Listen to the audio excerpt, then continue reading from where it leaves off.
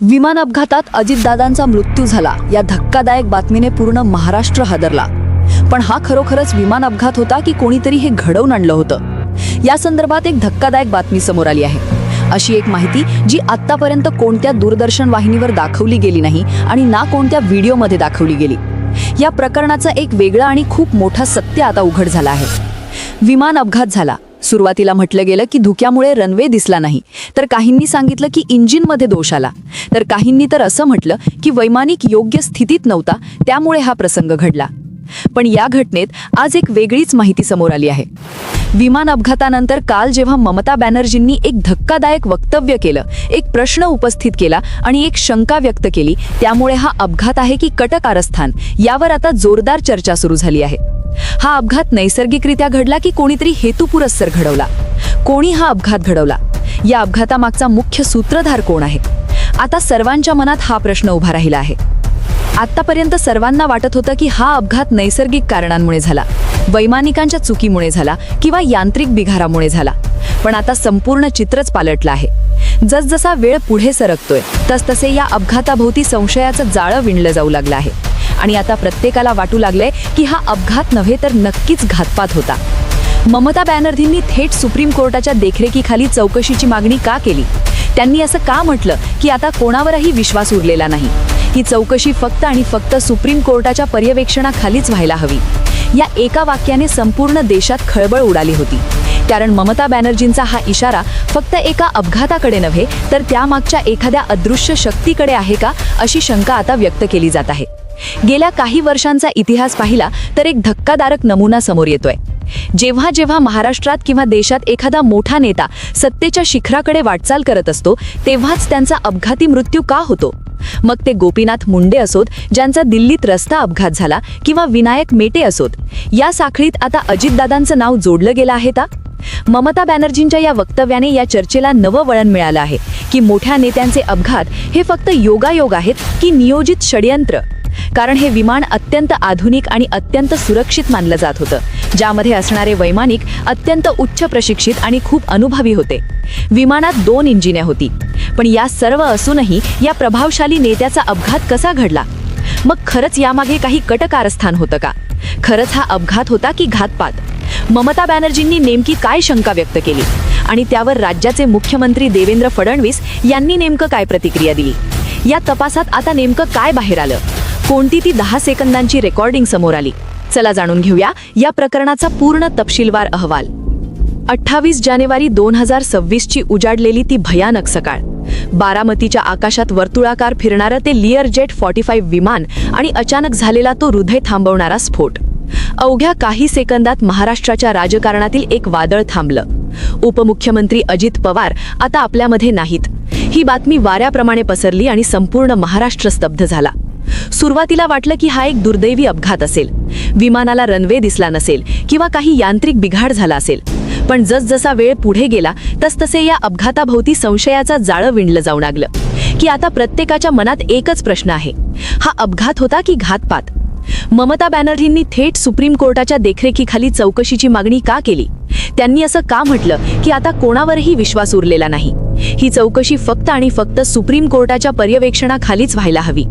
या एका वाक्याने संपूर्ण देशात खळबळ उडाली होती, कारण ममता बॅनर्जींचा हा इशारा फक्त एका अपघाताकडे नव्हे तर त्यामागच्या एखाद्या अदृश्य शक्तीकडे आहे का, अशी शंका आता व्यक्त केली जात आहे।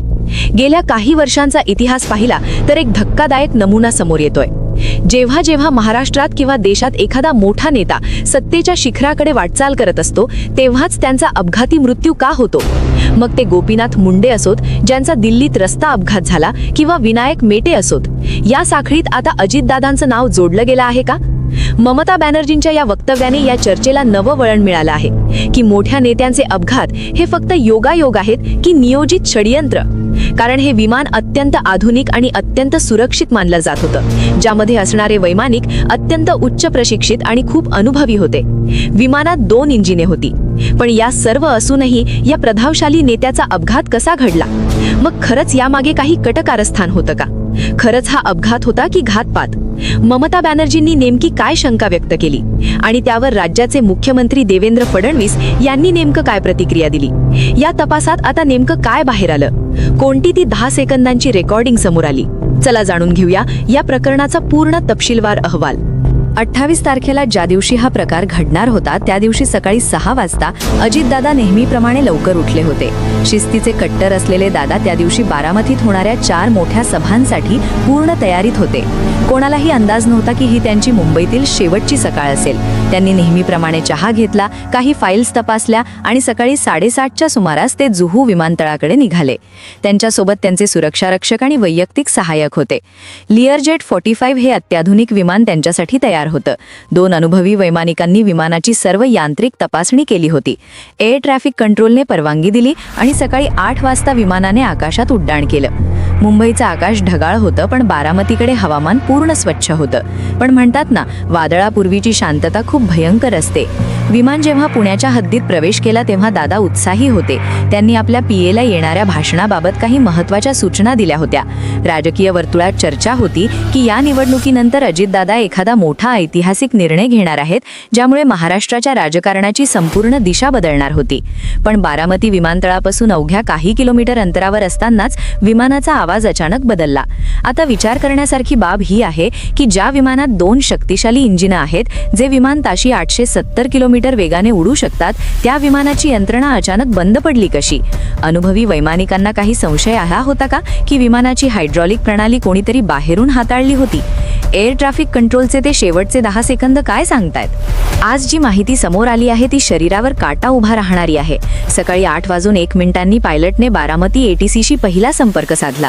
पुण्याकडून लँडिंगची परवानगीही मिळाली होती, पण अचानक पायलटने संदेश दिला, आम्हाला धावपट्टी स्पष्ट दिसत नाहीये. बारामतीत हवामान स्वच्छ असताना धावपट्टी का दिसत नव्हती? वैमानिकांच्या डोळ्यासमोर अचानक अंधार पडला होता की विमानाचा समोरचा काच हेतुपुरस्सर धूसर करण्यात आला होता? 8:43 लँडिंगचा दुसरा प्रयत्न झाला. परवानगी मिळाली, पण त्यानंतर वैमानिकाकडून कोणताही प्रतिसाद आला नाही. फक्त एकच कॉल आला, मेडे मेडे मेडे. मेडे कॉल देणं म्हणजे विमानात अशी परिस्थिती निर्माण झाली आहे जी वैमानिकांच्या नियंत्रणाबाहेर आहे. विमानाचा उजवा भाग अचानक झुकला. हायड्रॉलिक सिस्टमने प्रतिसाद देणं थांबवलं होतं. जमिनीवरच्या शेतकऱ्यांनी पाहिलं की विमान 2 तुकड्यांत विभागलं गेलं आणि तो आगीचा गोळा गोजुबावी परिसरात कोसळला. 10 सेकंद, फक्त 10 सेकंदात सर्व संपलं. पण या 10 सेकंदात विमानात नेमकं काय घडलं? पायलट्सनी एटीसीला जो शेवटचा संदेश दिला त्यात काही सांगण्याचा प्रयत्न केला होता का? विमानाचा ब्लॅक बॉक्स आता मिळणार की तोही पुराव्यांसह जळून नष्ट होणार? ममता बॅनर्जींनी नेमका हाच प्रश्न उपस्थित केला आहे, कारण विजय रुपाणींच्या अपघातातही ब्लॅक बॉक्स नुकसानग्रस्त झाला असं सांगितलं गेलं होतं. मग अजितदादांच्या बाबतीतही तेच घडणार का? लिअरजेट 45 हे विमान सामान्यांसाठी किंवा आमदारांसाठी नसतं. ते VIP प्रवासासाठी वापरलं जातं. यात सुरक्षेच्या इतक्या प्रगत सुविधा असतात की काही यांत्रिक बिघाड झाला तरी सुरक्षित लँडिंगसाठी पुरेसा वेळ मिळतो. मग इथे वैमानिकांना तो वेळ का मिळाला नाही? पायलटने आणीबाणीचा कॉल का दिला नाही? हे विमान 2023 मध्ये एकदा किरकोळ अपघातात सापडलं होतं. ही माहिती असूनही ते पुन्हा दादांच्या प्रवासासाठी का वापरलं गेलं? पत्रकार अवेश तिवारी यांनी उपस्थित केलेला हा प्रश्न आज खूप मोठा झाला आहे. कोणाच्या सांगण्यावरून हेच विमान दादांना देण्यात आलं? आपण कोणावरही थेट आरोप करत नाही, पण निर्माण झालेल्या शंकांकडे डोळे झाकं करता येणार नाही. DGCAचा प्राथमिक अहवाल सांगतोय की हा तांत्रिक दोष असू शकतो, पण फॉरेन्सिक पथकाला काही वेगळेच पुरावे सापडले आहेत. विमान जमिनीवर आदळण्याआधीच आग लागली होती असं काही प्रत्यक्षदर्शी सांगतायत. जर असं असेल तर मग हा अपघात कसा असू शकतो? अजितदादा हे महाराष्ट्राच्या राजकारणातील असे नेते होते ज्यांच्याकडे सत्तेची किल्ली होती. त्यांचं असं जाणं हे फक्त राजकीय नुकसान नाही, तर एखाद्या मोठ्या कटाचा भाग असण्याची शक्यता नाकारता येत नाही. बारामतीचा तो वाघ आज शांत झाला असला तरी या अपघाताने निर्माण केलेले प्रश्न आजही अनुत्तरित आहेत. अजितदादांसारखा एक मोठा नेता अशा रीतीने अचानक जाणं हे मनाला पटण्यासारखं नाही. त्यामुळे ममता बॅनर्जी असो किंवा सामान्य नागरिक, प्रत्येकाच्या मनात शंका आहे की हा खरंच तांत्रिक बिघाड होता की यामागे काहीतरी काळं षडयंत्र होतं? हे फक्त सखोल चौकशीनंतरच स्पष्ट होईल. आतापर्यंत आपण ऐकलेल्या गोष्टी या सध्या सोशल मीडिया आणि राजकीय वर्तुळात चर्चेत असलेल्या एका शक्यतेच्या रूपात आहेत. हा व्हिडिओ कोणत्याही पुराव्याशिवाय कोणावरही आरोप करण्यासाठी बनवलेला नाही, तर महाराष्ट्राच्या जनतेच्या मनात असलेले प्रश्न मांडण्याचा करण्याचा एक प्रयत्न आहे. आता मला तुमचं मत जाणून घ्यायचं आहे. तुम्हाला नेमकं काय वाटतंय? गेल्या काही वर्षात महाराष्ट्रातील प्रभावशाली नेत्यांचे जे अपघात झाले ते फक्त योगायोग होते की यामागे खरंच एखादं मोठं षडयंत्र असू शकतं? तुमच्या मनात काही शंका असतील किंवा तुम्हाला नेमकं काय वाटतं ते कमेंटमध्ये नोंदवायला विसरू नका. तुमच्या प्रत्येक कमेंटवर आमचं लक्ष आहे. अशा संवेदनशील आणि महत्त्वाच्या अपडेट्ससाठी आपल्या चॅनलला सबस्क्राईब करायला विसरू नका. लवकरच भेटूया पुढच्या अपडेटमध्ये. धन्यवाद.